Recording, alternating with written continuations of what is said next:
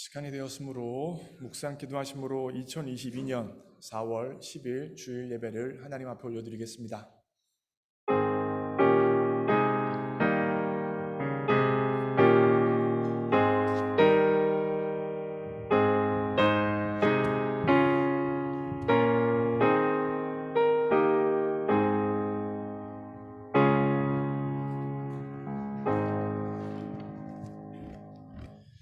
나의 영혼이 잠잠히 하나님만 바라며 나의 구원이 그에게서 나오는도다.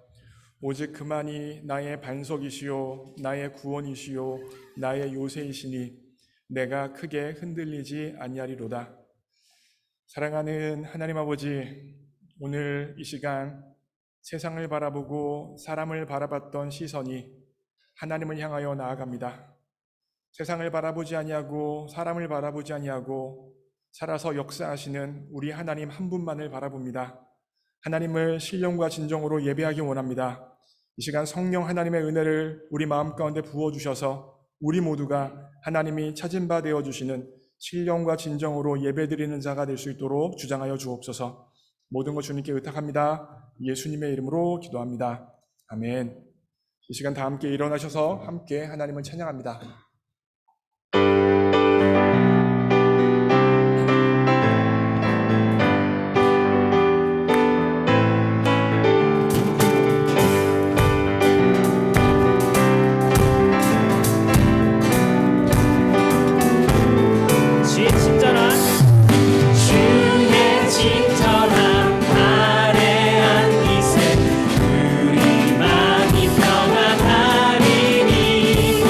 항상 기쁘고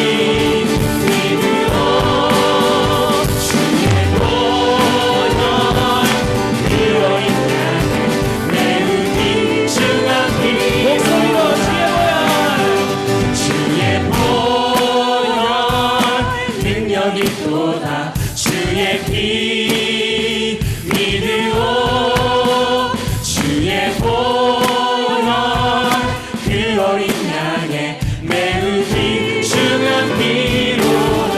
주의 보혈 능력 있도다.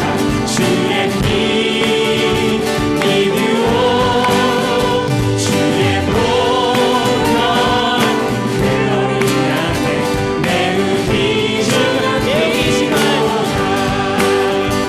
매우 귀중한 피로다. 매우 귀중한 피로다. 주의 보혈 능력 있도다. 주의 피 믿으오 주의 보혈 그 어린 양의 매우 귀중한 피로다. 아멘.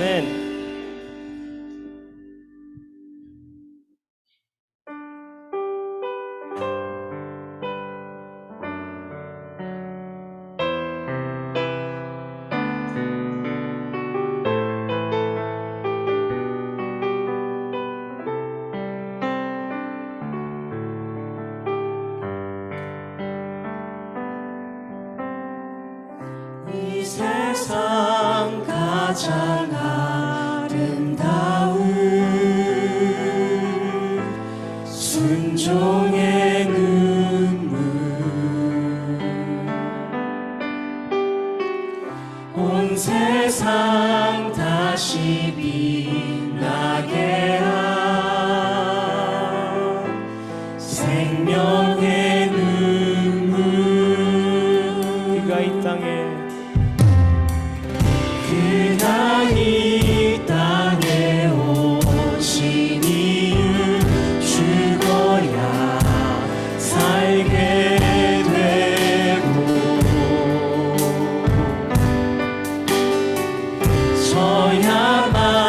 져야만 승리하는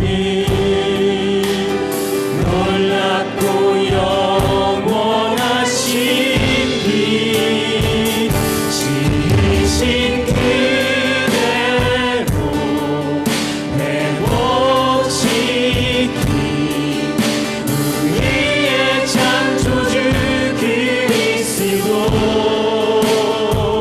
십자가의 길로 아버지 뜻 이루셨네. 그가 이 땅에 오신 이유 이제 우리에게 맡겨진 그 소망 그 사랑 그 생명 아름답고 눈부신 십자가의 길 우리가 이 땅에 살아갈 이유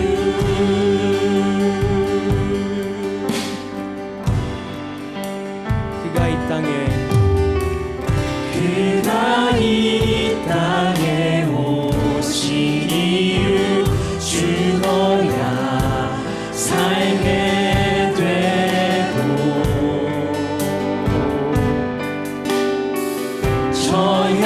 져야만 승리하는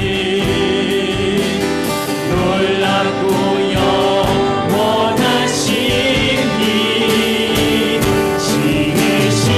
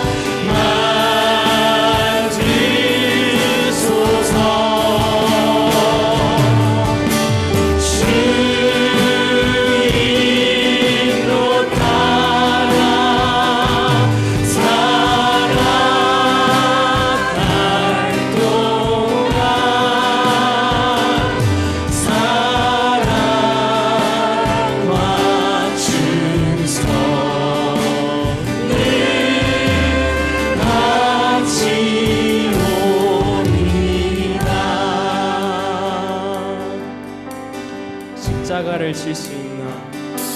십자가를 질 수 있나? 주가 물어보시되 죽기까지 따르오니 저들 대답하였다. 십자가를 질 수 있나? 십자가를 질 수 있나? 주가 물어보시되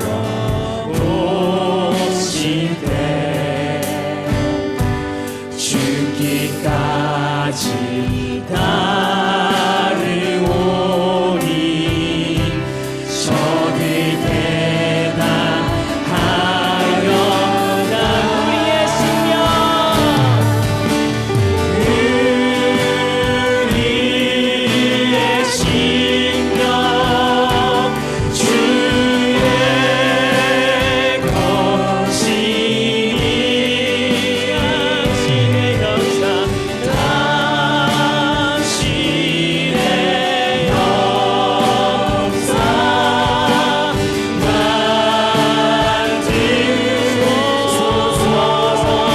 만들소서.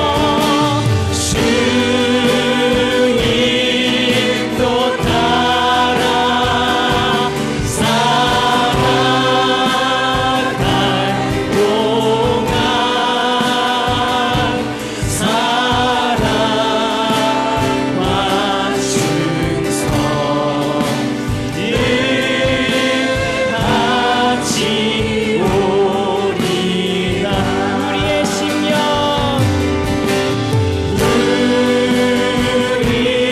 우리의 심령 주의 것이니 당신의 영상 만들소서. 주님도 따라 살아갈 동안 사랑과 충성 늘 같이 오리다. 우리의 심령 주의 것이니 당신의 영상 만들소서.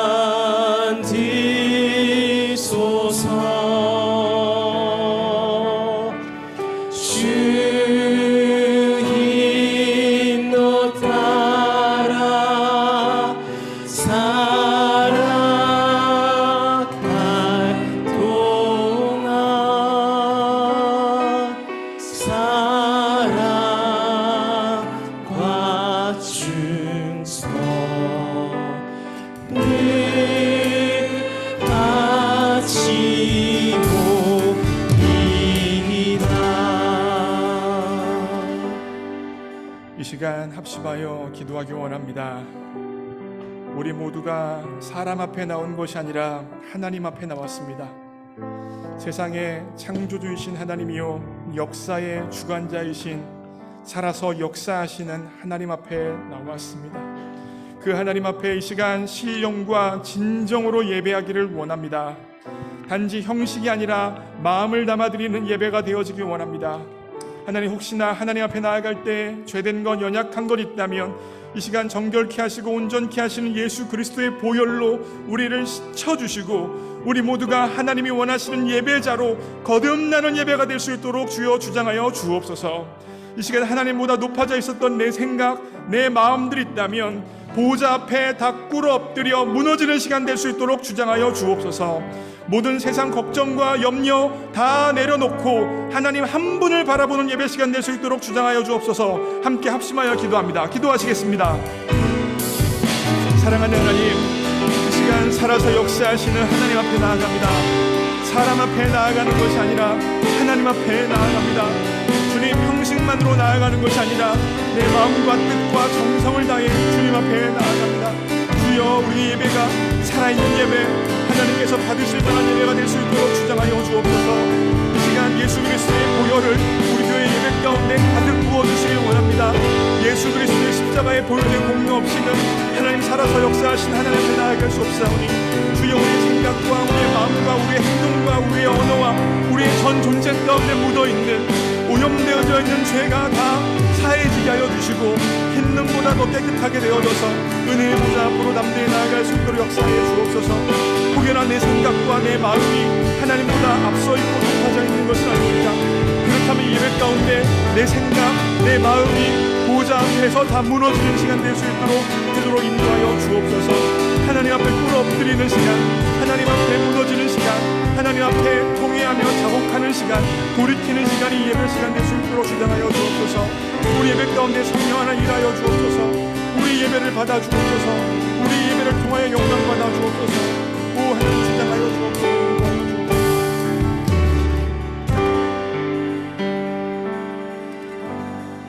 이 모든 말씀 우리 주 예수 그리스도 이름으로 기도합니다. 아멘. 사도신경으로 우리의 신앙을 고백합니다. 전능하사 천지를 만드신 하나님 아버지를 내가 믿사오며 그 외아들 우리 주 예수 그리스도를 믿사오니 이는 성령으로 잉태하사 동정녀 마리아에게 나시고 본디오 빌라도에게 고난을 받으사 십자가에 못 박혀 죽으시고 장사한 지 사흘 만에 죽은 자 가운데서 다시 살아나시며 하늘에 오르사 전능하신 하나님 우편에 앉아 계시다가 저리로서 산자와 죽은 자를 심판하러 오시리라. 성령을 믿사오며 성도가 서로 교통하는 것과 죄를 사하여 주시는 것과 몸이 다시 사는 것과 영원히 사는 것을 믿사옵나이다. 아멘.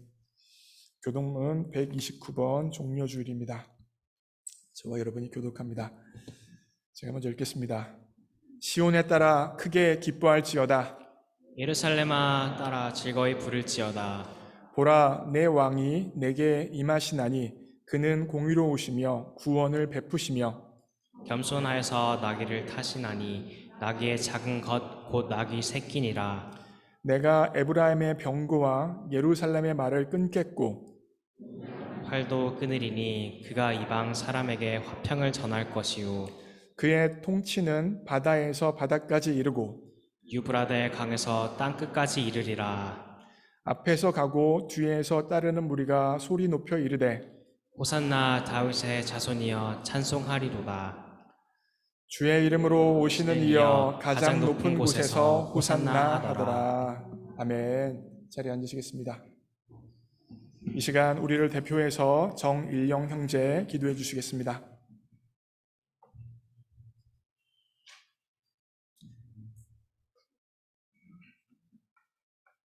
기도드리겠습니다.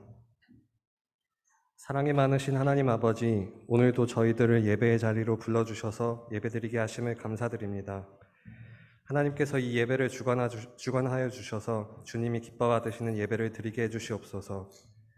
사랑의 하나님, 지난 한 주도 하나님의 말씀대로 살지 못한 죄를 회개합니다. 저희를 불쌍히 여겨주시고 깨끗게 하셔서 하나님께 나아갈 수 있게 해주시옵소서. 하나님, 저희들은 온전하지 못하고 연약하여 작은 문제에도 넘어지고 똑같은 죄를 계속해서 저지르는 모습에 낙심하며 주님 앞에 나아가지 못할 때도 있지만 주께서 저희들의 삶을 구속해 주셔서 하나님과 항상 동행하는 기쁨으로 이 땅을 살아가게 하여 주시옵소서. 소망 없는 저희들을 주께서 택하여 주시고 사랑해 주셔서 독생자 예수 그리스도를 이 땅에 보내시고 저희들을 대신하여 십자가에 내어주신 사랑에 항상 감사드립니다. 이번 한 주 동안 저희를 위해 고난받으신 예수님을 생각하며 그 고난에 동참하여 살아가게 하시고 또한 부활의 기쁨을 누리며 감사하는 저희들 되게 해주시옵소서. 하나님께서 세우신 안성령 목사님을 위해 기도합니다. 항상 영육 간의 강건함을 허락하시고 성령 충만케 하셔서 하나님께서 맡기신 사명을 감당하는데 부족함 없도록 주께서 은혜를 베풀어 주시옵소서. 하나님께서 맡기신 성도들을 하나님의 말씀과 사랑으로 잘 양육하게 하셔서 저희들이 매일매일 하나님을 더 사랑하고 알아가게 하여 주시옵소서. 저희들 한 명 한 명이 성령 충만케 되어 각자의 자리에서 주님께 순종하고 세상 속에서 하나님의 선한 영향력을 끼치는 삶을 살아가게 하여 주시옵소서. 하나님, 특별히 청년들을 위하여 기도합니다. 저희 청년들이 청년의 때에 창조주 하나님을 기억하게 하시고 하나님을 예배하는 예배자로 세워주시옵소서. 하나님께서 인도해 주신 학업과 직장의 자리에서 최선을 다해 맡기신 일에 순종할 때 하나님께서 저희의 삶 속에서 일하시고 인도하심을 경험하며 하나님께 삶을 온전히 맡겨드리고 주만 의지하고 신뢰하는 청년들 되게 해주시옵소서. 청년들의 삶을 귀하게 사용하여 주셔서 점점 더 어두워지고 믿음을 지켜나가기 어려운 세상 속에서 빛과 소금의 역할을 잘 감당하며 예수 그리스도의 사랑을 세상으로 흘려보내고 복음의 씨앗이 이 청년들을 통하여서 심겨지게 하여 주시옵소서. 하나님, 우리 청년들이 하나님을 드러내고 하나님의 살아계심을 증거하는 삶을 살게 해주시옵소서. 하나님, 교회 학교를 위하여 기도합니다. 주의 어린 자녀들을 위해 사랑으로 헌신하는 사모님과 선생님들에게 지혜와 능력을 더하여 주셔서 아이들에게 하나님의 말씀과 사랑을 잘 가르치게 하여 주시고 선생님들을 통해서 아이들이 더욱더 예수님을 닮은 성품으로 자라나게 하여 주시옵소서. 하나님, 교회에서 매주 세례 및 입교자에 대한 교육이 진행되고 있고 부활주일에 세례 및 입교식을 계획하고 있습니다. 하나님을 나의 구주로 고백하고 그 삶을 주님과 동행하며 나아가기를 결단한 주의 자녀들을 하나님께서 기뻐 받아주시고 왕이 되어주셔서 그 삶을 항상 지켜주시고 책임져 주시옵소서. 어떤 상황에서도 끝까지 주님을 붙잡고 믿음을 지켜나갈 수 있도록 도와주시옵소서. 하나님, 예배 이후에는 청년부 회장단 선거가 있습니다. 지난 한 해 동안 주님께 순종하여 시간과 에너지를 들였던 회장단의 헌신을 기억하시고 축복하여 주시며 앞으로 더 크게 주님께 쓰임받는 삶을 살게 해주시옵소서. 또한 새로 선출될 회장단에게도 함께해 주셔서 기쁨과 감사함으로 순종하며 맡기신 일들을 잘 감당해 나갈 수 있는 힘을 더하여 주시옵소서. 하나님, 간절히 기도하는 것은 우크라이나에서 일어나는 전쟁을 멈춰 주시옵소서. 전쟁으로 인한 고통 중에 있는 주의 백성들을 기억하여 주시옵소서. 한순간에 개인의 삶과 가정, 나라가 파괴되는 아픔과 두려움에 떨고 있는 주의 백성들을 지켜주시고 위로하여 주시옵소서. 하나님께서 속히 전쟁을 멈춰주시고 그들의 삶을 회복시켜 주시기 원합니다. 하나님, 또한 5월부터 대한민국의 새로운 정부가 세워집니다. 대통령 및 정부의 내각이 하나님을 의지하며 주신 지혜로 국정 운영을 잘 감당할 수 있게 해주시옵소서. 하나님께서 다스리시는 대한민국이 되게 하여 주시옵소서. 하나님, 주께서 이 땅을 회복시켜 주시기 원합니다. 아직 끝나지 않은 코로나와 전쟁의 공포, 그리고 여러 경제적인 문제들과 나라 간의 갈등이 발생하는 상황 속에서 저희들이 더욱더 하나님의 음성에 귀 기울이며 믿음을 잘 지켜나갈 수 있도록 해주시옵소서. 열방 곳곳에서 하나님만을 바라보며 예배하는 예배자들을 세워주시고 그들의 기도를 들어주셔서 하나님 나라가 이 땅에 임하게 하여 주시옵소서. 하나님, 이제 주의 말씀을 듣기 원합니다. 말씀 전하시는 목사님과 함께 해주셔서 능력과 생명의 말씀을 온전히 선포하게 하여 주시옵소서. 저희들의 마음을 열어주셔서 하나님의 말씀을 들을 수 있게 하시고 그 말씀에 순종하며 나아가게 하여 주시옵소서. 한 주를 살면서 나의 발에 등이 되시고 길에 빛이 되시는 하나님의 말씀을 계속해서 묵상하고 나누며 복 있는 자로 살아가게 하여 주시옵소서. 우리의 모든 것 되시는 예수 그리스도의 이름으로 기도드립니다.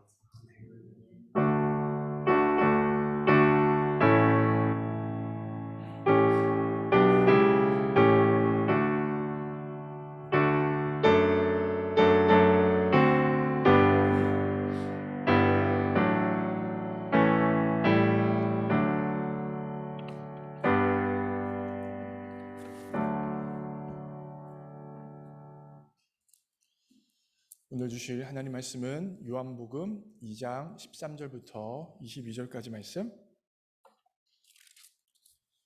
요한복음 2장 13절부터 22절까지 말씀 제가 읽도록 하겠습니다. 유대인의 명절이 가까운지라 예수께서 예루살렘으로 올라가셨더니 성전 안에서 소와 양과 비둘기 파는 사람들과 돈 바꾸는 사람들이 앉아 있는 것을 보시고 노끈으로 채찍을 만드사 양이나 소를 다 성전에서 내쫓으시고 돈 바꾸는 사람들의 돈을 쏟으시며 상을 엎으시고 비둘기 파는 사람들에게 이르시되 이것을 여기서 가져가라. 내 아버지의 집으로 장사하는 집을 만들지 말라 하시니 제자들이 성경 말씀에 주의 전을 사모하는 열심이 나를 삼키리라 한 것을 기억하더라. 이에 유대인들이 대답하여 예수께 말하기를 내가 이런 일을 행하니 무슨 표적을 우리에게 보이겠느냐. 예수께서 대답하여 이르시되 너희가 이 성전을 헐라 내가 사흘 동안에 일으키리라. 유대인들이 이르되 이 성전은 46년 동안의 지었건을 내가 3일 동안에 일으키겠느냐 하더라. 그러나 예수는 성전된 자기 육체를 가르쳐 말씀하신 것이라. 죽은 자 가운데서 살아나신 후에야 제자들이 이 말씀하신 것을 기억하고 성경과 예수께서 말씀하신 말씀을 믿었더라. 아멘.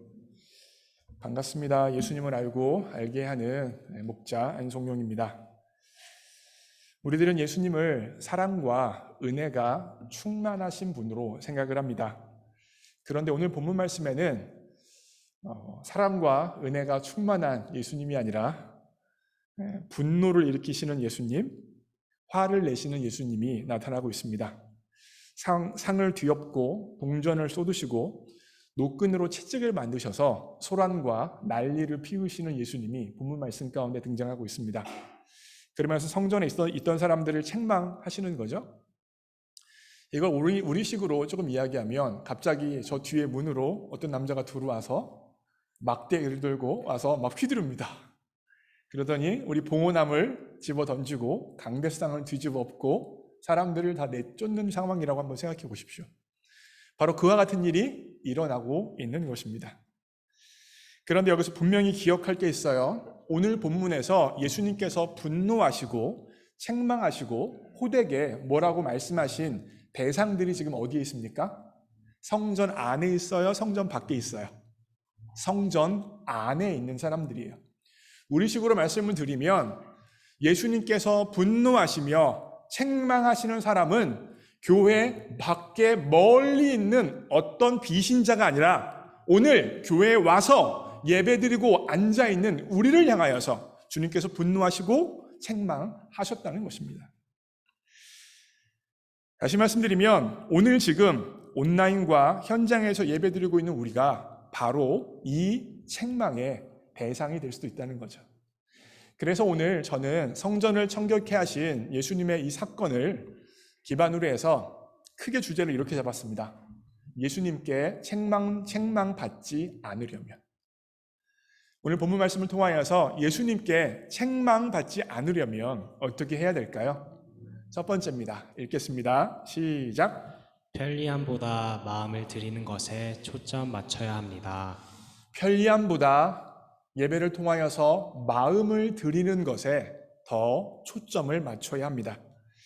유대인들은 유월절 같은 명절에 반드시 예루살렘에 와서 예배를 드렸어야 했습니다.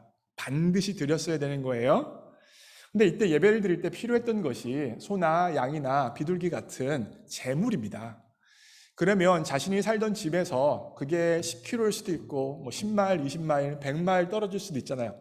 그 먼 곳부터 예루살렘까지 동물을 가지고 와야 돼요. 하나님 앞에 드리는 동물은 그런데 흠이 없는 거여야 돼요. 상처도 있어서는 안 되고 어떠한 결점도 있어서는 안 되는 온전하게 깨끗한 동물로만 예배를 드릴 수 있었습니다. 먼 길을 걷다 보면 동물이 상처 날 수도 있죠. 넘어질 수도 있죠. 다른 동물에 의해서 핥힘을 당할 수도 있죠. 물릴 수도 있잖아요. 그런 여러 가지 불편함과 여러 가지 어려움이 있었기 때문에 당시 시대 사람들은 자신이 살던 집에서 동물을 데려오는 것이 아니라 맨 처음에 그렇게 데려왔겠죠. 후에는 예루살렘에 와서 동물을 사고 그리고 그 동물을 가지고 하나님 앞에 제사를 예배를 드렸던 것입니다. 굉장히 손쉬운 방법이죠. 편리한 방법입니다. 그래서 많은 사람들이 그와 같이 예배를 드렸습니다. 그들은 깨끗한 흠없는 제물로 예배를 드렸으니까 됐다라고 생각했습니다. 그런데 한번 생각해 보십시오. 하나님께서 원하시는 예배는 어떤 예배입니까? 어떤 예배가 하나님께서 원하실까요? 형식 안에 마음이 담겨져 있는 예배를 하나님께서는 원하십니다. 강조해요. 형식을 넘어서서 그 형식 안에 마음이 담겨져 있는 예배를 하나님이 찾고 원하십니다. 예배를 드리기 위하여서 가축을 어렸을 때부터 키운다고 생각을 해보세요. 그러면 집에서 태어난 가축 중에서 가장 귀하고 가장 예쁘고 가장 흠이 없는 가축을 정할 거예요. 그래서 얘는 하나님 앞에 예배드릴 그 가축이다라고 정하고 그 가축을 살뜰히 보살피고 살뜰히 먹이고 돌보면서 무슨 생각을 하겠어요? 얘는 하나님 앞에 예배드릴 제물로 드릴 가축이다라는 마음을 가지고 그 가축을 돌보게 될 거예요.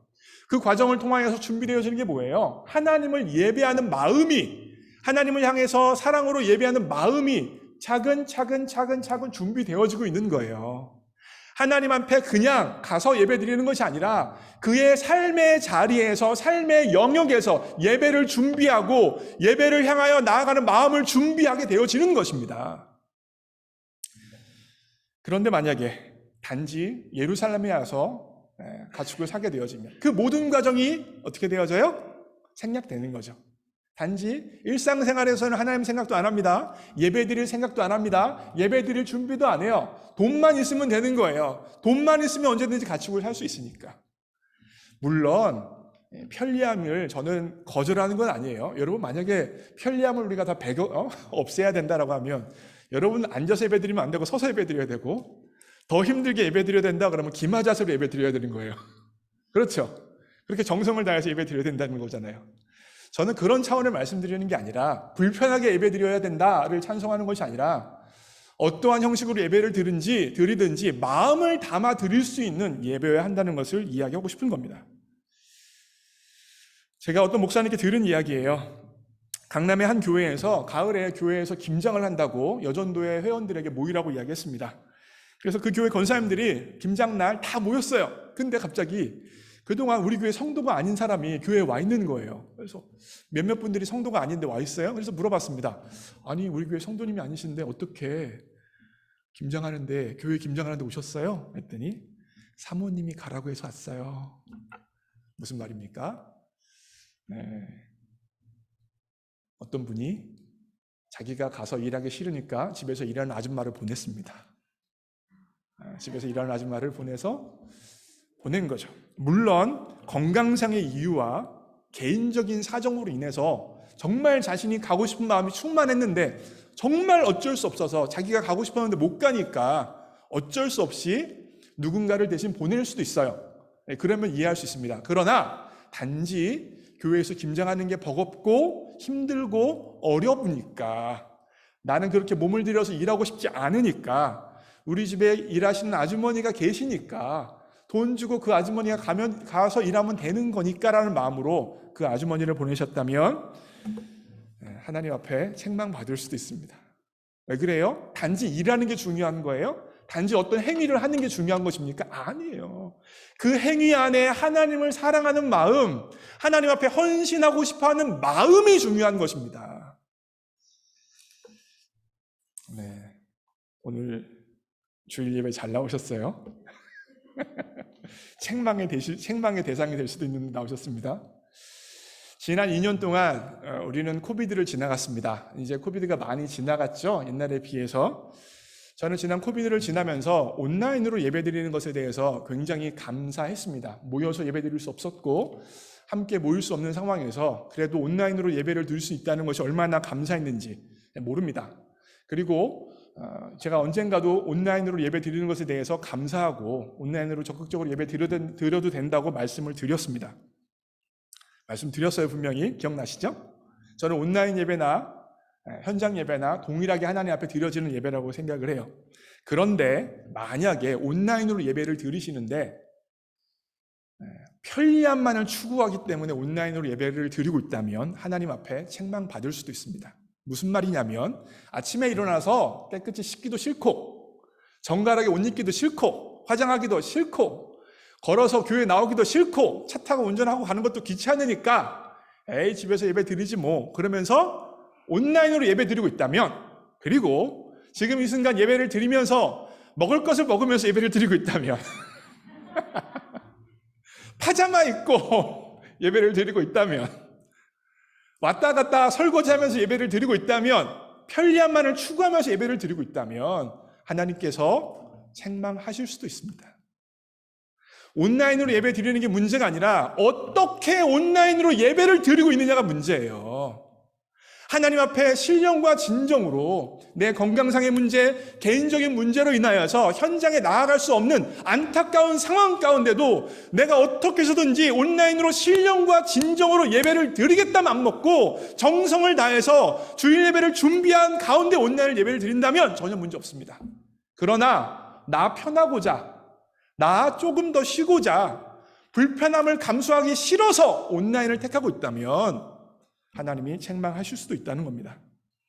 그러면 현장 예배 나오신 분들은 다 괜찮은 거예요? 아니에요, 여러분. 현장 예배 나오더라도 하나님 앞에 준비하여 드리는 예배랑 도장 나 교회 나왔다라고 도장 찍으면서 드리는 예배는 다른 예배입니다. 예전에 제 부모님 세대에는 헌금을 할 때도요, 주중에 헌금을 준비했습니다. 어떻게 준비했어요? 돈을 다리미로 다려가지고 하나님 앞에 빳빳한 돈 드려야 된다고, 그죠? 다리미로 다려서 헌금을 준비했고, 은행에 가서 새 돈으로 바꿔서 하나님 앞에 좋은 것, 귀한 것, 새 것 드려야 된다고 바꿔서 헌금을 드리기도 했어요. 저는 헌금을 새 돈으로 드려야 된다, 다리미질해서 드려야 된다는 걸 말하는 게 아니에요. 그 행위를 하는 그 마음이 중요하다는 거예요. 어떻게 하면 하나님께 좋은 것 드릴 수 있을까? 어떻게 하면 하나님 앞에 소중한 것 드릴 수 있을까? 아름다운 것 드릴 수 있을까? 고민하며 정성을 담아 드리는 예배가 중요하다는 것입니다. 준비하여 드리는 과정이 중요하다는 거예요. 저는 뱃모로 헌금하는 것에 대해서 전혀 뭐라고 하지 않아요. 저도 뱃모로 하나님께 헌금을 드립니다. 그러나 헌금하는 행위보다 더 중요한 건 뭐예요? 헌금을 드리기 전에 마음먹는 과정, 동기가 중요하다는 것입니다. 사랑하는 성도 여러분, 지난 일주일 동안 예배를 어떻게 준비하셨습니까? 여러분, 주일 예배는 하나님의 특별한 기름 부으심이 있는 예배예요. 하나님이 작정하고 은혜 주시려고 기름 부어 주시려고 불러주시는 예배입니다. 하나님은 예배를 통하여서 은혜를 부어 주시려고 하는데 우리의 마음밭은 어떻습니까? 벌써 토요일이야? 그러고 오늘 나온 거 아닙니까? 벌써 토요일이야? 내일 교회 가야 되네? 한 주가 왜 이렇게 빨라? 그러면서 주일 예배 나오시는 건 아니에요. 최소한 주일 예배를 준비하실 수 있어야 돼요. 저도 마찬가지입니다. 여러분, 목사니까 준비한다고 생각하지 마세요. 저도 제 자리에서 어떻게 하면 주일 예배를 준비할 수 있을까, 정성을 다하며 예배를 나올 수 있을까 고민하며 살고 있어요. 그래서 제가 하는 루틴이 있는데 토요일 날 항상 주일날 입어야 될 옷을 준비합니다. 여러분 보시기에는 항상 똑같은 것 같죠? 제 나름대로 토요일날 최고로 좋은 거 고른 거예요. 토요일날 최고로 깨끗하고 제일 좋은 거 토요일날 고르고 골라서 주일이니까 하나님 앞에 깨끗하게 예쁘게 옷 입고 가야지 라고 토요일날 골라 놓는 거예요. 여러분, 저는요, 새 옷도요, 뭐 속옷이든지 겉옷이든지 양말이든지 가장 먼저 언제 입는지 아십니까? 주일날 입어요.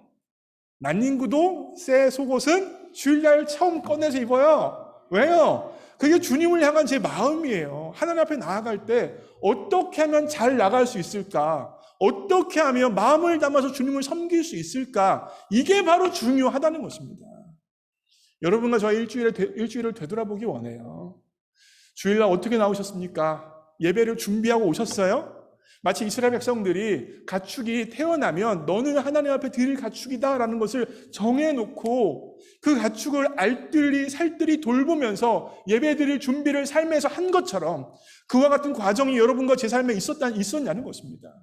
만약에 그와 같은 과정이 없었다면, 마음이 담기지 않았다면, 형식만 드린다면 어쩌면 오늘 주님께서 여러분과 저를 책망하실 수도 있습니다.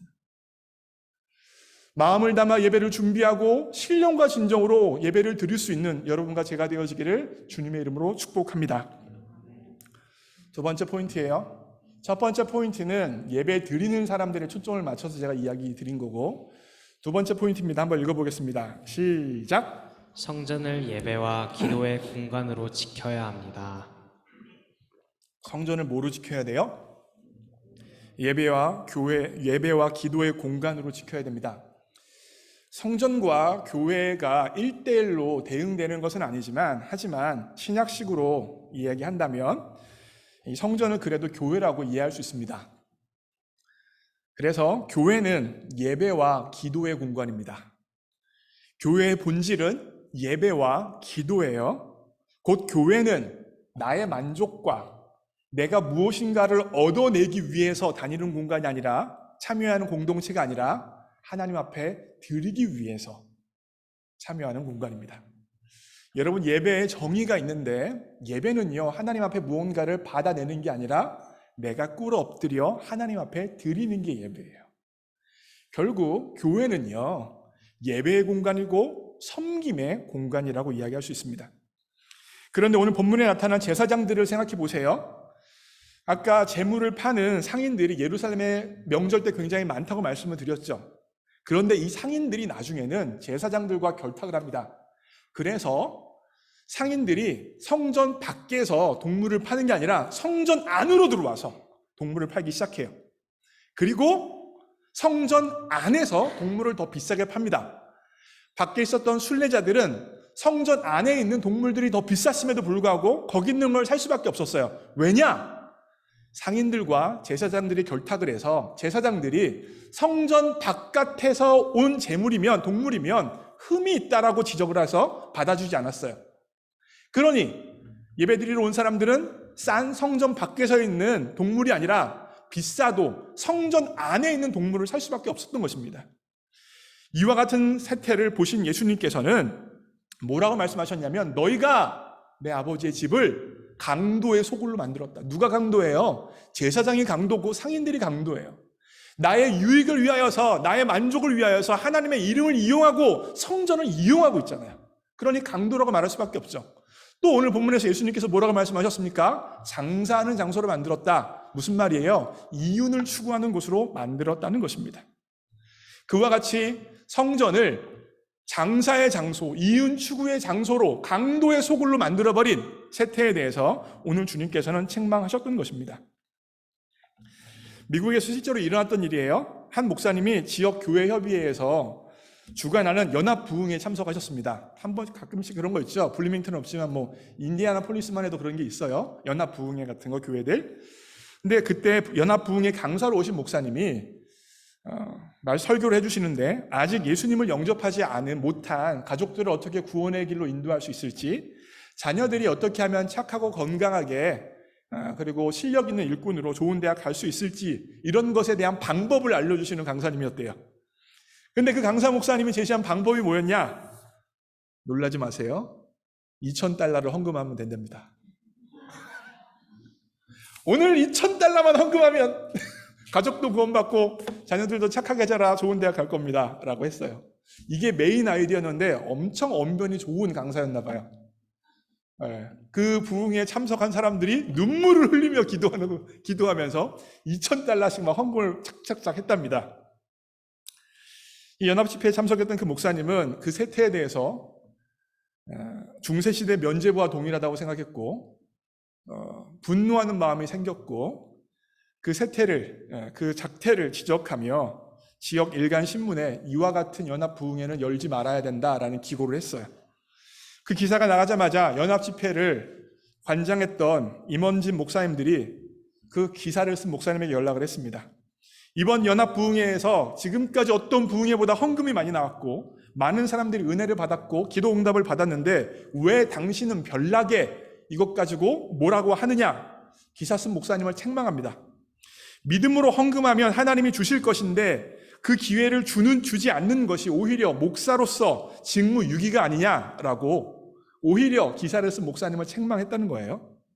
여러분들 어떻게 생각하십니까?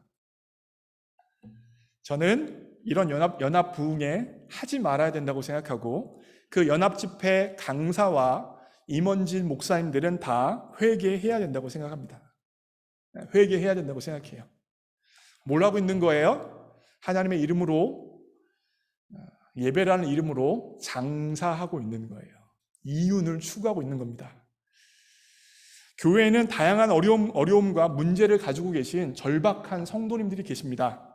절박한 상황 가운데 내몰린 분들이 있어요. 건강 문제, 취업 문제, 자녀 문제, 결혼 문제, 신분 문제, 가족 구원 문제, 각자 아픈 사정과 어려움을 가지고 있는 분들이 다 있어요. 각각의 집안마다 어려움이 없는 집이 없습니다. 다 어려움이 있어요.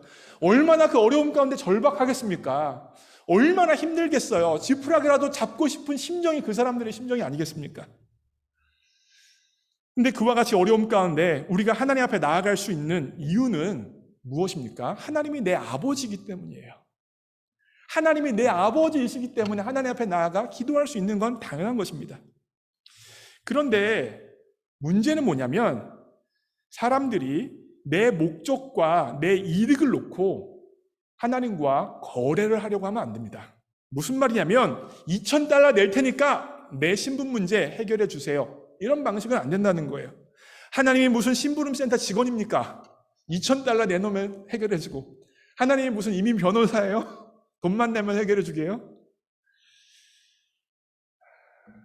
우리 인생의 문제 가운데 하나님 앞에 나아갈 수 있는 게 뭐예요? 하나님이 심부름센터 직원도 아니고 이민 변호사도 아니고 나를 사랑하시는 아버지이기 때문입니다. 제가 예를 들어 이렇게 설명해요. 우리 교회 한 청년이 저기 왔어요. 갑자기 왔어요. 그러더니 저한테 300달러를 딱 주는 거예요. 그러면서 목사님 이번 주 화요일 6시까지 우리 집 이사, 그러고 가버렸어요. 목사님 이번 주 화요일 6시 우리 집 이사, 그러면서 600달러를 딱 주고 가버렸어요. 제가 어떻게 반응해야 돼요? 화나죠. 이거 지금 뭐 하는 거예요? 제가 300달러가 없어요? 300달러 제가 없어서 못 사는 사람이에요? 아니에요. 저 300달러 없어도 살아요. 근데 왜 그러는 거예요? 저는 300달러 없어서 지장 없습니다, 여러분. 그 정도 돈 있어요? 그런데 그 청년은 제 스케줄도 물어보지도 않았어요. 목사님 화요일에 시간 됩니까? 물어보지도 않았어요. 그리고 도와줄 의향이 있는지 의향도 물어보지도 않았어요. 오직 뭐만 있었어요? 돈 주고 통보만 한 거예요. 왜요? 돈 주고 통보하면 해줘야 된다는 거죠. 그러게 저는 그렇게 저를 대하는 사람을 보면 분노할 수밖에 없고 화를 낼 수밖에 없는 것입니다. 하나님도 마찬가지가 아니시겠습니까? 그 연합회 목사님들에게는 2,000달러가 필요한지 모르겠지만 하나님에게는 그런 돈은 필요하지 않습니다. 하나님은 돈이 없어서 자신의 일을 하지 못하는 분이 아니세요. 하나님은 2,000달러가 필요하신 분이 아니십니다. 하나님이 그리고 언제 2,000달러를 내면 그 문제를 해결해 주시겠다고 말씀하셨습니까? 그런 말씀도 하지 않으셨어요? 그렇기에 그 연합회는 하나님의 이름을 걸고 자신들의 이득을 취하며 성도를 착취하고 있는 것입니다. 그리고 한 가지 더 생각해 보세요. 하나님께서는 그 문제와 어려움을 주심을 통하여서 그 문제와 어려움을 겪는 성도를 향한 다른 목적이 있을 수도 있습니다. 무슨 말이냐면 그 성도가 죄를 깨닫게 하시기 위해서 그 어려움을 주실 수도 있잖아요. 그 성도를 오히려 그 어려움 가운데 성장시키시고 그 성도를 오히려 예수님을 닮게 하시기 위하여서 그 어려움을 주실 수도 있잖아요. 그 어려움을 통하여서 그 어려움을 당하는 성도들의 가족들이 하나님 앞에 나아가게 하기 위해서 어려움을 주셨을 수도 있잖아요. 하나님의 그 어려움을 허락하신 이유와 목적이 있을 수도 있는데 그건 다 무시하고 2,000달러 내면 문제 해결. 이게 무슨 이야기입니까? 하나님을 기만하고 하나님의 이름을 이용하는 것입니다. 자신의 이익과 만족을 위하여서 하나님을 마음껏 사용하는 태도예요. 여러분, 그런데 이게 몇몇 목사님들만의 이야기예요? 아니에요.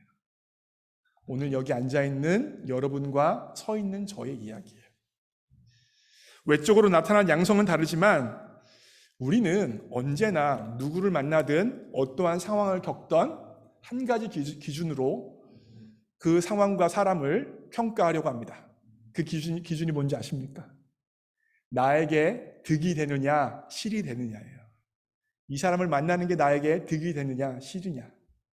이 환경을 만나는 게 나에게 득이 되느냐, 실이 되느냐. 이것만 가지고 우리의 삶을 살아가는 경향성이 여러분과 저에게 다 있습니다. 예를 들을게요. 제가 언젠가 제 아는 사람을 만났습니다. 제 먼 친척인데 만났어요. 그래서 원래 교회 안 다니던 사람이었는데 교회를 다닌다는 거예요. 그래서 야, 너 어떻게 교회 다니냐? 라고 물어봤어요. 물어봤더니 자기가 얼마 전에 개업을 했대요. 개업을 했는데 아무래도 교회를 다니면서 사람을 좀 만나야 손님을 끌 수 있지 않겠냐. 그래서 내가 조그만 교회 가지 않고 대형 교회 갔어. 큰 교회. 돈도 많고 여러 가지 사람들 많이 만날 수 있는 곳으로 갔어. 라고 이야기하더라고요. 그 사람이 교회를 선택한 기준이 뭐예요? 나의 이득입니다. 내가 교회에서 취할 수 있는 게 무엇인가, 얻을 수 있는 게 무엇인가 였어요. 쉽게 말하면 장사하기 위해서 교회 간 겁니다. 내 손님 끌기 위해서 교회를 간 거예요. 뭔가 도움받을 게 있을까 교회를 가는 것입니다. 저는 신앙을 갖는 시발점 첫 부분에서, 다시 말하면 예수님을 아직 구원자 주님으로 영접하지 않은 분들이 그런 이유로 교회에 나왔다면 저는 이해할 수 있습니다. 납득할 수 있습니다. 얼마든지 그래도 괜찮아요. 그런데 예수님을 구원자 주님으로 영접을 했어요. 예수님을 향하여서 나의 주님이라고 고백을 합니다. 그럼에도 불구하고 여전히 교회에서 나에게 유익이 되는 사람은 누군가, 나를 도와줄 사람은 누군가, 나에게 실이 되어지는 사람은 누군가라는 기준을 가지고 사람을 대하고 있다면, 교회에서 섬김의 자리에 있을 때도 어디에 나아가는 것도 이게 나에게 득이 되는가 실이 되는가, 이걸 한 가지 가지고 교회 생활을 하고 있다면 우리 주님께서 책망하실 것입니다. 우리 주님께서 교회에서 장사하지 말라고 할 것입니다. 교회는 예배와 섬김의 공동체지 너의 이득을 취하는 공동체가 아니라고 말씀하실 것입니다. 그와 같은 사람이 우리 교회에 한 명도 없기를 주님의 이름으로 축원합니다. 마지막 포인트예요. 첫 번째 포인트 기억나세요? 편리함보다는 마음을 드리는 게 먼저고, 예배는 내 이득을 위한 자리가 아니라 예배와 기도의 공간, 예배와 섬김의 공동체임을 이야기했습니다. 마지막 포인트입니다. 읽습니다. 시작. 성전을 아버지의 집으로 여겨야 합니다. 성전을 아버지의 집으로 여겨야 돼요. 16절 말씀 한번 여러분 잘 보세요. 이것도 읽을게요. 시작.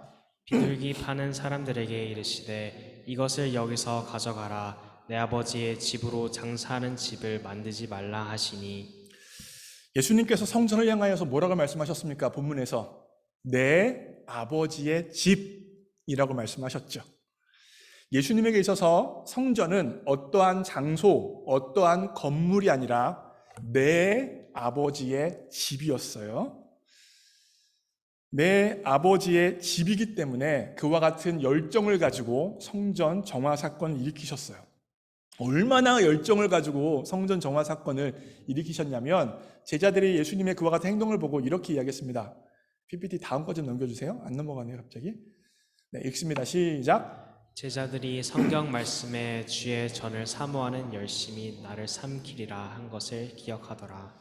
네, 제가 저 노란색으로 표시해 놓은 게 시편 69편 9절 말씀인데 성전을 사모하는 마음을 표현하고 있어요. 얼마나 성전을 사모하는 열심히 강력했냐면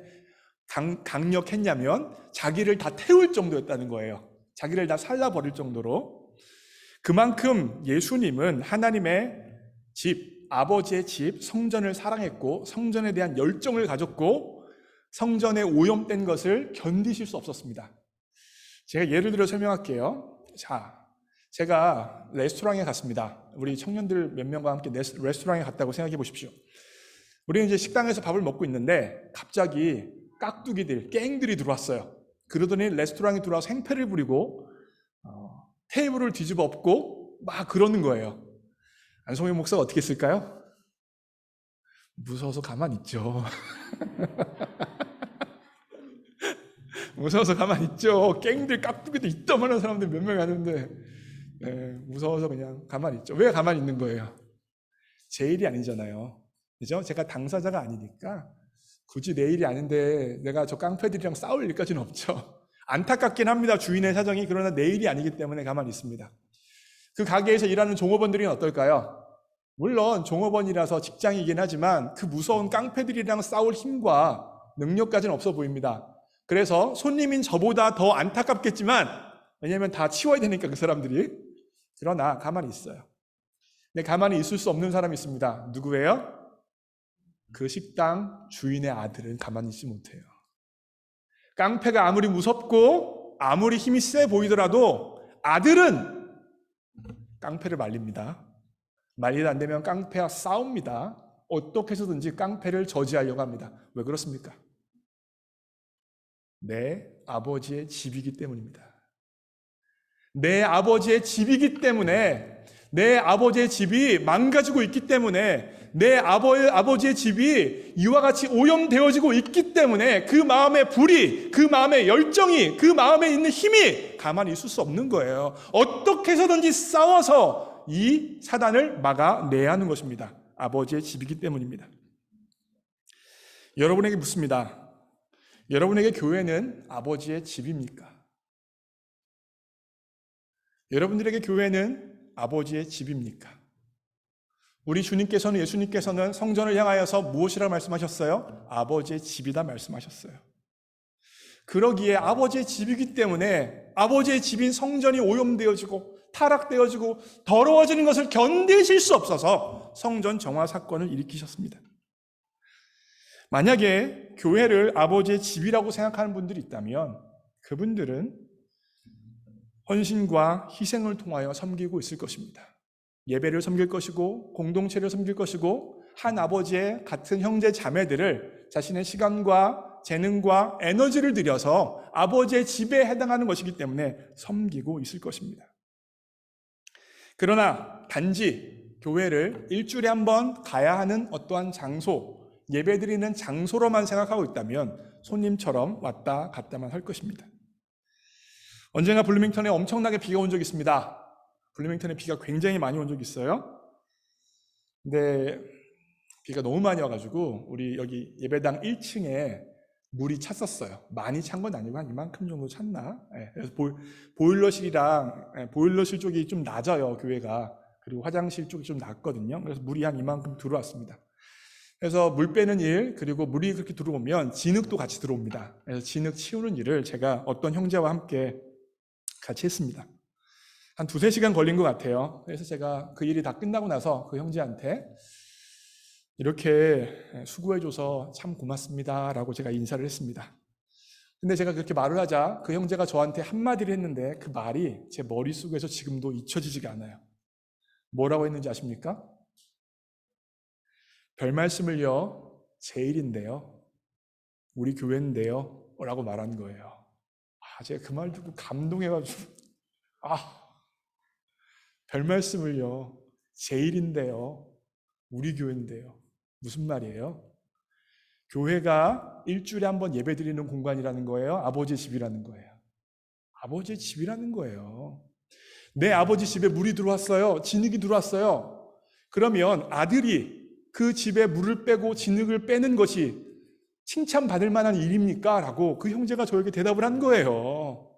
아버지의 집이니까 당연한 거 아닙니까? 아들이 아버지의 집 치우는데 왜 저한테 고맙다고 말하십니까? 라고 이야기하는 겁니다. 여러분, 바로 이 마음이에요. 이 마음이 하나님이 기뻐하시는 마음입니다.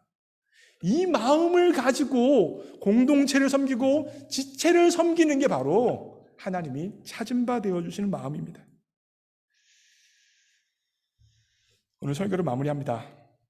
예수님께서는 성전 청결 사건을 2번 일으키셨습니다. 마태, 마가, 누가복음에 보면 예수님께서 성전 청결 사건을 십자가에 못 박혀 돌아가시기 직전에 한 번 하셨어요. 마지막 일주일 안에 한 번 하신 거예요. 돌아가시기 직전에. 그런데 오늘 본문인 요한복음에 보면 이 성전 청결 사건을 언제 하신 것 같으세요? 요한복음 2장이죠. 공생에 시작하고 일주일 만에 하신 거예요. 결국 예수님께서는 공생의 기간 가운데 성전 청결 사건을 2번 일으키십니다. 사역 시작하시자마자 사역 끝나고 거의 못 박히시기 직전에. 이와 같은 것이 의미하는 바가 무엇입니까? 성전 청결 사건은 계속되어져야 되는 사건이라는 거예요. 한 번 내 마음을 깨끗이 했다, 한 번 내 마음을 정결하게 했다라고 끝나는 게 아니라 계속해서 성전 청결 사건이 여러분의 마음과 제 마음에 있어야 한다는 것입니다. 편리함을 추구하는 것보다는 마음을 드리는 것에 집중하는 것이 필요하다는 거예요. 우리의 삶의 자리에서 끊임없이 하나님 앞에 마음을 드리겠다. 어떻게 하면 하나님 앞에 마음을 들여 예배할 수 있을까가 필요하다는 것입니다. 이해가 되십니까? 제가 두 번째 포인트 말해야 되는데 까먹었어요. 교회는 예배와 기도의 공간이라는 거예요. 근데 우리의 죄된 마음은 끊임없이 교회에서 뭔가 이득을 얻어내려고 해요. 그 마음을 끊임없이 청결하게 해야 된다는 것입니다. 마지막으로 교회를 아버지의 집으로 여기는 마음으로 끊임없이 청결 사건을 이루어져야 한다는 것입니다. 이와 같은 기도 제목을 가지고 함께 찬양하고 기도합니다. 예수 십자가에 흘린 피로써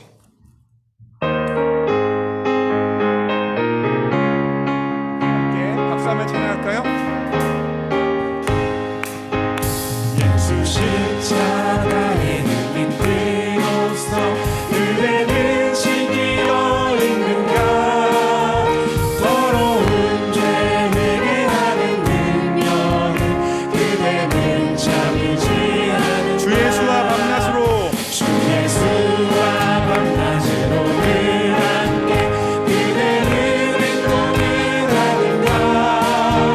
아무 때나 어디서나 그대는 십자가 들고 있는가. 예수의 보혈로 그대는 신기어 있는가. 마음속에 여러 가지 죄악이 깨끗이 신기어 3절 주님 예수 다시 올 때 그대는 영접할 예복이 있는가. 그대 몸은 거룩한 복 천국에 들어갈 준비가 모든 죄에 더러워진 4절 모든 죄에 더러워진 예복을 주 앞에 지금 담아서서 샘물같이 솟아나는 보혈로 눈보다 더 이게 씻으라. 예수의 보혈로 그대는 신기어 있는가. 마음속에 여러 가지 죄악이 깨끗이 신기어 1절 예수 십자가에 예수 십자가에 흘린 피로써 그대는 신기어 있는가. 더러운 죄 회개하는 능력은 그대는 참이지 않는가. 예수의 보혈로 그대는 신기어 있는가. 마음속에 여러 가지 죄악이 깨끗이 신기어 예수의 보혈로 예수의 보혈로 그대는 신기어 있는가. 마음속에 여러 가지 죄악이 깨끗이 신기어 있는가. 이 시간 함께 합심하여 기도하기 원합니다. 혹여나 우리가 지금 예수님 앞에 선다면 책망받지 않겠습니까? 책망받지 않기 위해서 편리함보다 마음을 드리는 게 중요합니다. 내 이득이 아니라 예배와 섬김이 중요합니다. 교회를 아버지의 집으로 여길 수 있어야 합니다. 혹여나 우리의 삶의 자리에서 하나님 앞에 책망받을 것이 있지 않았나, 이 시간 기도하며 돌아보며 하나님 앞에 회개할 수 있는 시간 되어지기 원합니다. 함께 합심하여 기도합니다. 기도하겠습니다. 사랑하는 하나님, 일주일의 삶을 되돌아봅니다. 진실로 우리가 하나님 앞에 마음을 들이며 예배를 준비했습니까? 아니면 편리함에 지쳐서 내 편한 대로, 내 쉬운 대로 하나님 앞에 예배드리는 것은 아닙니까? 하나님, 우리의 마음을 되돌아봅니다. 생각을 되돌아봅니다. 하나님, 내 헌금과 내 모든 자세가 주님 앞에 책망받지 않는 마음 될 수 있도록 역사하여 주옵소서. 하나님, 여전히 나에게 이득이 되어지는 것이 무엇인가라는 그 기준을 가지고 교회 생활하고 있는 것입니까? 하나님, 교회는 예배와 섬김의 자리인데 이 사람을 만나는 것이 나에게 유익일까? 이 일이 나에게 도움이 되는 것일까? 아니면 도움이 안 되는 것일까라고 가지고 이것을 가지고 교회 생활하고 있는 것은 아닙니까? 주님, 그와 같은 마음이 있다면 주님 회개하며 돌이키겠사오니 역사하여 주옵소서. 무엇보다 하나님 예수님께서 성전을, 교회를 아버지의 집으로 여기셨습니다. 아버지의 집으로 여기셨기 때문에 그와 같은 열정을 가지고 교회를 섬기실 수 있으셨습니다. 주님, 나는 교회를 아버지의 집으로 여기고 있습니까? 아니면 단지 손님으로, 단지 왔다 갔다 하는 사람이 스스로 되어져 있는 것은 아닙니까? 주님 붙들어 주셔서 진실로 우리의 마음이 하나님 정말 교회를 아버지의 집으로 여기며 나아갈 수 있는 믿음 될 수 있도록 역사하여 주옵소서. 오늘 본문에서 주님께서 책망하신 사람들은 성전 밖에 있었던 사람들이 아니라 성전 안에 있었던 사람들입니다. 하나님, 혹여나 오늘 영상과 현장에서 예배드리는 우리가 하나님의 책망을 받는 사람들이 아닌가 주님 앞에 두렵고 떨리는 마음으로 돌아보니 주여 밝히 비춰주셔서 회개할 것 회개하고 정결케 되어져서 주님 앞에 나아가는 귀중한 심령 될 수 있도록 주장하여 주옵소서.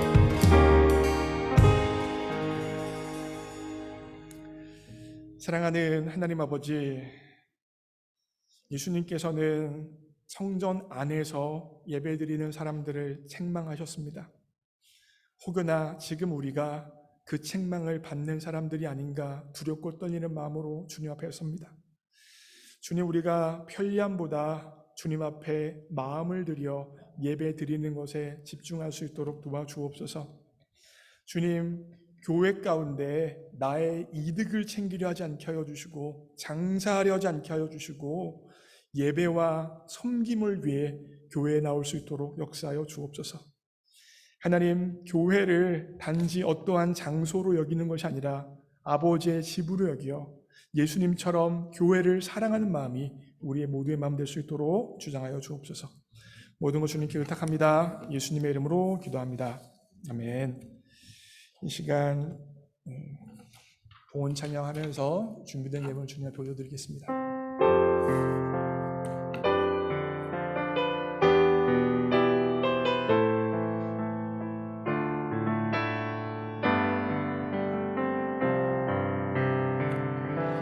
주님, 내가 여기 있사오니 나를 보내소서.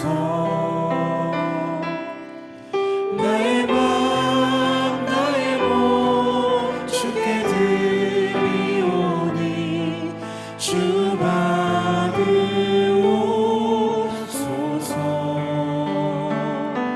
주님, 내가 여기 있사오니 나를 써주소서.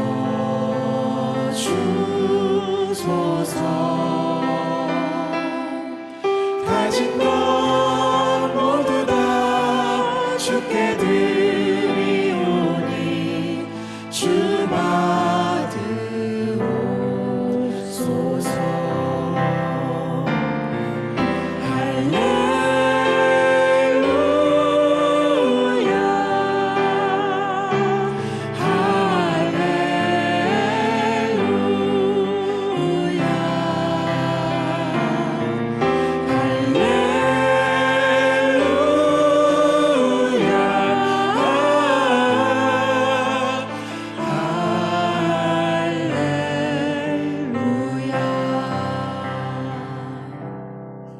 기도드립니다. 사랑하는 하나님 아버지, 우리 모두가 이 땅에 빈손으로 왔는데 무언가 주님 앞에 드릴 것이 우리 손에 있게 해주셔서 감사합니다. 하나님, 지금 드리는 이 예물은 몇 달러의 돈이 아니라 모든 것이 주님으로부터 왔다는 청지기의 고백이고 하나님 없이는 살아갈 수 없다는 신앙의 고백입니다. 기뻐 받아 주옵소서. 이 예물 드린 손길에게 복 주시되 무엇보다 주님을 더 사랑하는 복을 허락하여 주옵소서. 주님을 더 아는 복을 허락하여 주옵소서. 교회에서 하나님 앞에 신령과 진정으로 예배드리며 섬길 수 있는 복을 허락하여 주옵소서.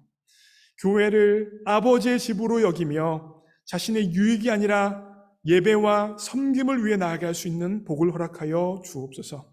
또한 물질의 복도 허락해 주셔서 일평생 살아가면서 꾸는 인생 되어지지 않게 하여 주시고 주님이 주신 물질을 가지고 하나님과 세상을 마음껏 섬길 수 있는 물질의 복을 허락하여 주옵소서.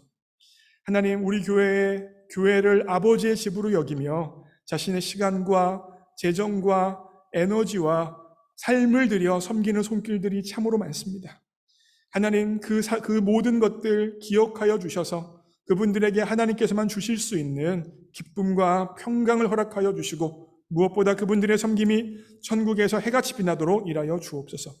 모든 것 주님께 의탁합니다. 예수님의 이름으로 기도합니다. 아멘.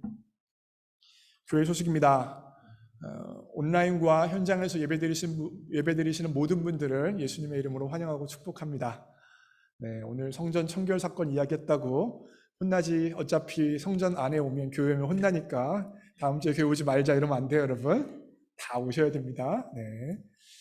자, 오늘은 특별히 보시니까 임수정 성도님께서 오셨는데 우리 홍은영 권사님께서 인도해 주셨네요. 여기 앞에 앉아 계십니다. 우리 잠깐 일어나실 때 박수로 환영하겠습니다. 네, 감사합니다. 네, 오늘은 종묘주일이에요. 예수님께서 이제 십자가에 못 박히시려고 예루살렘에 입성하시는 종묘주일입니다. 그러면서 이번 주간이 고난주간입니다. 그래서 예수님의 십자가를 향한 마지막 한 주간이 되어지는 것이죠. 그리고 다음 주일이 부활절입니다. 그래서 여러분들 이 기간 고난주간 특별히 하나님 앞에서 경건하게 지냈으면 좋겠습니다. 오늘 아침에 우리 희주가 고난주간에 결심이 있다고 그러더니 아빠 이번 주간 고난주간이니까 나 일주일 동안 과자 안 먹을게 그러더라고요. 아 그래 굉장한 결심했다 너. 뭔가 하나라도 그래도 주님을 위해서 끊으려고 하는구나. 불신자가 대단하다. 제가 아침에 감사했습니다. 뭐 어떠한 방식이 될지 모르겠습니다. 제가 말씀드렸죠. 어떠한 걸 해도 괜찮다고요. 다만 그 행위를 통해서 마음을 담는 거예요. 주님의 고난에 대해서 묵상하고 동참하고자 하는 마음이 중요한 거죠. 그 준비된 마음을 가지고 이번 주일날, 다음 주일날 부활절 예배를 하나님 앞에 감사함으로 드릴 수 있기를 원합니다. 아멘. 네. 그래서 부활절 특별히 저희 교회가 이제 특별헌금 하는 게 부활절 때도 특별헌금을 하는데 혹시 부활절 감사헌금 봉투가 필요하신 분들은 뒤에 안내 데스크에 준비되어 있으니까 그거 받아가셔서 헌금을 준비하셨으면 좋겠습니다. 뱃모로 헌금하셔도 괜찮고 다 괜찮아요. 근데 특별히 부활절 헌금 봉투에 담고 싶으신 분들은 뒤에 준비되어 있으니까 받아가시면 되고요. 고난주간에 제가 새벽 기도회를 예수님의 고난에 맞춰서 새벽 기도 말씀을 준비하려고 합니다. 그래서 화요일부터 금요일까지 새벽 기도회가 있고 아침 묵상 모임도 여전히 7시 40분에 화요일부터 금요일까지 있습니다. 예배 마치자마자 우리 청년부 2022년, 23년 회장단 선거가 있어요. 그래서 청년들은 그 자리에 그대로 남아 계시고 장년들만 뒤로 나가시면 돼요. 청년 회장단 선거가 제 생각에는 10분이 안 걸릴 것 같아요. 그러니 금방 되니까 여러분들 잘 남아주셨으면 좋겠고 특별히 제가 말씀을 드렸죠. 아까 설교 세 번째 포인트가 뭐였어요? 교회를 아버지의 집으로 여겼다고 말씀드렸죠. 이번에 선정되어지는 청년의 회장단이 교회를 아버지의 집으로 여기며 섬길 수 있는 사람들이 선출될 수 있게 기도해 주세요. 아셨죠? 우리 청년들은 그런 마음으로 하나님의 마음으로 투표를 해주시기를 부탁의 말씀 드리겠습니다. 세례 입교자 교육이 청년 회장단 선거 이후에 바로 아래 성가대실에서 있습니다. 맛있는 점심도 준비되어져 있습니다. 그러니까 입교자 세례자들은 가지 마시고 바로 선거 이후에 성가대실로 가주시고요. 4월 15일 날이 성금요일이에요. 굿프라이데이죠. 그래서 금요일 날에는 원래 청년 예배가 있는데 굿프라이데이라서 이날은 장년분들도 오셔서 함께 예배 드리실 수 있게 하겠습니다. 그래서 온라인으로 현장에서 다 진행하니까 특별히 굿프라이데이니까 여러분들 하나님 앞에서 예배로 거룩하게 잘 드릴 수 있었으면 좋겠습니다. 시간은 금요일 날 저녁 7시입니다. 청년 리더 모임이 14일 날 목요일 날 7시 30분에 있고요. 네, 성경 통독은 창세기 16장까지입니다. 지난주일 통계입니다. 주일에 121명이 예배 드렸고 헌금은 2,863.50센트, 새벽 기도에는 75명, 청년 예배에는 55명이 참여했습니다. 우리 김혜신 집사님, 김양자 권사님을 위해서 계속해서 마음 모아서 기도해 주시고요. 오늘 제단 헌화는 전미연 자매, 다음 주일 대표 기도는 우리 박영화 권사님께서 해주시겠습니다. 다 함께 일어나셔서 폐송 찬양하고 축도함으로 예배를 마칩니다.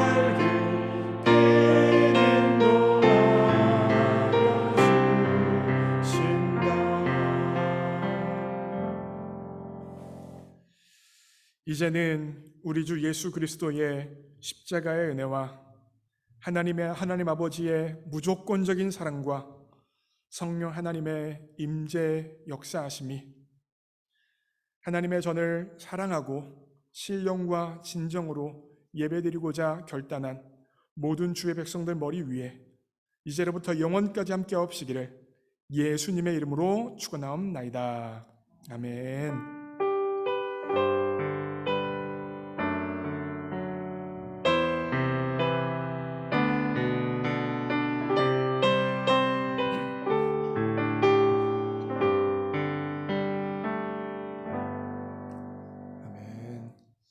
우리 장년분들은 나가주시고 우리 청년분들은 그 자리에 앉아주시기를 부탁의 말씀드리겠습니다.